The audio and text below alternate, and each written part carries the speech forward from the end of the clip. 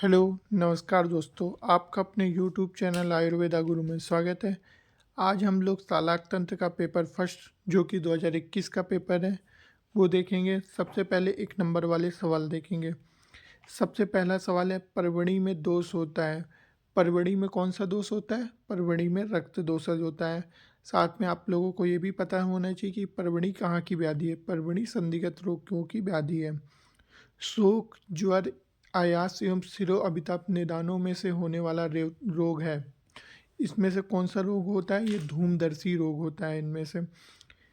छेद नेत्र रोग है। इसमें से छेदन किस में कराते हैं? कुंभिका में लेखन कराते हैं, उस्संगनी में भी लेखन कराते हैं, पर छेदन हम लोग शिराजाल में कराते हैं। शिराजाल में छेदन कराते हैं। कादर में व्रत में भी लेखन कराते हैं। लिंगनास बेदनी शलाका की लंबाई कितनी होती है? लिंगनास बेदनी शलाका की लंबाई 8 अंगुल होती है। नेक्स्ट क्वेश्चन है, सुश्रुत मंत्रानुसार कुंभिक पीड़िका रोग किस शस्त्रकर्म योग है? कुंभिक पीड़िका आप लोगों को पता होना चाहिए कि कुंभिक पीड़िका सबसे पहले लक्षण किसका? ये कुंभिका का लक्षण है। और कुंभिका कहाँ की व्याधि है? वर्तमगत रोग की व्याधि। और वर्तमगत रोग के जो स्टार्टिंग के रोग हैं उन्हें हम लेखन कराते हैं। तो ऐसे ये याद रखने की ट्रिक है।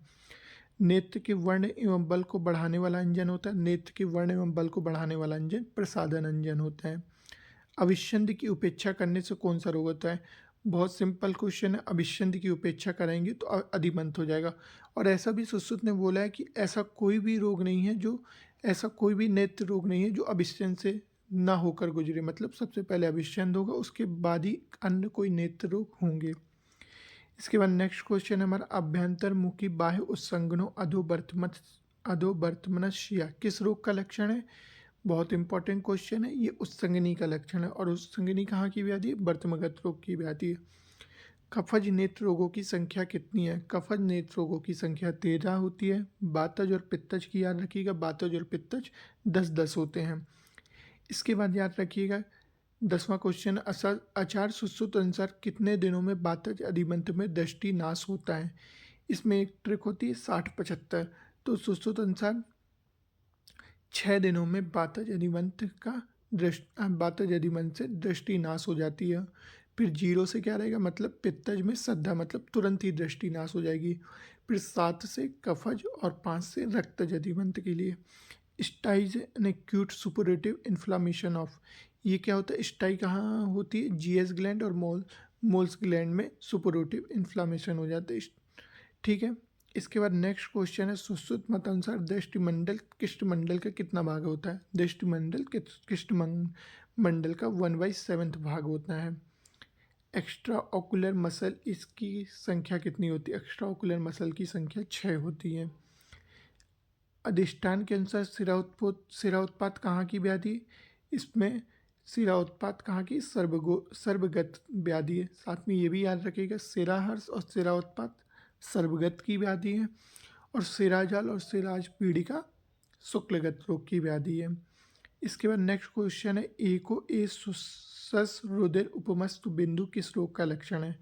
ये अर्जुन का लक्षण है। इसमें क्या? खरगोश किस रक्त एक बिंदु बन जाती है, खरगोश के रक्त के समान। ठीक है। तिमिर के अधिष्ठानभूत पटल की संख्या, तिमिर जो भी अपने 4 पटल होते हैं उनमें ही तिमिर रोग होता है। सुश्रुत मतानुसार नेत्रकल्प निर्दिष्ट किए गए। नेत्रकल्प कितने? निर्तर्पण, पुटपाक, सेक, आशोतन और अंजन, ये 5 रोग 5 माने हैं कल्प। अब इसके बाद नेक्स्ट क्वेश्चन है, सुश्रुत मतानुसार सर्वगत रोगों की संख्या कितनी होती है? सर्वगत नेत्र रोगों की संख्या 17 होती है और बागभट अनुसार 16 होती है। ये भी याद रखिएगा आप लोग। किस अभिसंध में अश्रु प्रवृत्ति सर्वाधिक होती है? ये पित्तज में होती है। पित्त का लक्षण ही है, मतलब अश्रु प्रवृत्ति ज़्यादा होना। इसके बाद नेक्स्ट क्वेश्चन है, contact lens is best use in, ये इरेगुलर एस्टिग्मेटिज्म में यूज होते हैं। इसके बाद हम लोग देखेंगे नेत्र की संधियों के नाम लिखिए। बहुत ही इंपॉर्टेंट क्वेश्चन होता है। नेत्र में 6 संधियाँ होती है और मंडल कितने होते हैं? 5 होते हैं। और पटल भी कितने होते हैं? 6। अब मैंने आपको संख्या बता दी, इसके बाद आप नाम खुद से लिखेंगे। याद रखिएगा, बहुत इंपॉर्टेंट क्वेश्चन है। डिफाइन टेरिज्म, टेरिज्म में क्या होता है? अर्म होता है। टेरिज्म में विंग शेप के फोल्ड बन जाते हैं कंजक्टिवा में। अक्षिपाकात रोग का लक्षण है। अक्षरोग का लक्षण क्या होता है? संच्छादित श्वेत निबंध, मतलब पूरे जो अपना कृष्ण मंडल होता है उसमें संच्छादन मतलब बादल के समान छा जाता है। श्वेत निबंध मतलब सफेदी आ जाती है। सर्व दोषण यस असित मंडलंतु तम अक्षिपाकात अक्षिकोपस समुत्थितम तीव्र रोजम बदंती। ठीक है, इसको हाइपोपियन से कंपैरिजन कर सकते हैं हम लोग। इसके बाद डिफाइन एफीफोरा। एपीफोरा क्या है? मतलब कंटिन्यूअस हमारे टीयर निकलना। ये टीयर किस कारण से निकलते हैं? या कोई ऑब्स्ट्रक्शन हो गया टीयर ग्लैंड में, टीयर साक में, तो उसके कारण एपीफोरा हो जाता है। Define entropion. एंट्रोपियन क्या होता है? क्या होता है? आईलिड्स की अंदर की ओर फोल्डिंग हो जाती है। फिर पोथकी का लक्षण लिखिए। पोथकी को किससे कंपैरिजन किया गया? ट्रैकोमा से। इसमें क्या होता है? श्रावण कंडूरा गुर्वो रक्त सरसव सन्निवा, ये होता है इसका पोथकी का। सालाक तंत्र की निरुक्ति लिखिए, बहुत ही इंपॉर्टेंट क्वेश्चन है और आप लोगों के ऊपर छोड़ देता हूँ क्योंकि सिंपल क्वेश्चन है। इसके बाद उपनाह का लक्षण लिखिए। उपनाह का क्या लक्षण होता है? थी न अल्पो दृष्टि संधाव आपाका कंडु प्रायो निरुजिस्त उपनाह, इसका लक्षण होता है। सुश्रुत अनुसार नेत्र का पंच भौतिक तत्व बताइए। तो पृथ्वी से मांसल पाठ, अग्नि से रक्त, वायु से कृष्ण, जल से शुक्ल और आकाश से सूप बनता है। आई डोनेशन, नेत्रदान क्या है?